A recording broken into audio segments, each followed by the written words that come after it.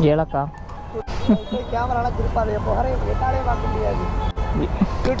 ಹಾಂ ಇನ್ಸ್ಟಾಗ್ರಾಮ್